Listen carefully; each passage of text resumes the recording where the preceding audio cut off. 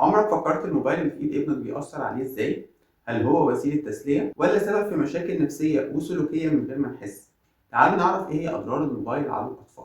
اول حاجة الضرر الجسدي، عندنا ضعف النظر، قلة التركيز والانتباه وضعف الذاكرة وقلة النوم لانه بيأثر على المخ.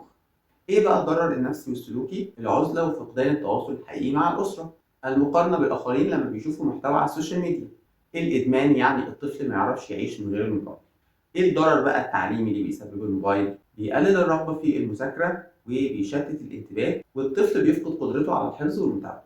طيب ازاي نستخدم الموبايل صح مع الأولاد؟ أول حاجة تحديد وقت للاستخدام، مثلا نص ساعة أو ساعة في اليوم بعد إنهاء المذاكرة أو المهام المطلوبة من الطفل. اختيار المحتوى المناسب، وده بيكون دور الأسرة إن هي بتكون متابعة طول الوقت الطفل بيتفرج على إيه وبيستخدم إيه. تالت حاجة القدوة أهم من المعنى، لأن الطفل بيقلد، لو شاف الأب والأم طول الوقت على الموبايل هيقلدهم.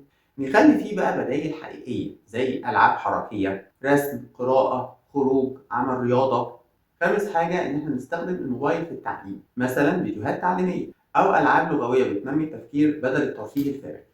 في النهاية عايز أقول لكم إن الموبايل مش عدو، لكنه زي السلاح في إيدك، بإيدك إن أنت تحمي ابنك منه أو تأذيه بيه. وخلي وقت الموبايل يكون وقت فايدة مش وقت ضايع. وإن شاء الله نتقابل في فيديو جديد. لو عجبكم الفيديو متنسوش تدعموني بلايك وشير واشتراك في القناة، والسلام عليكم ورحمة الله.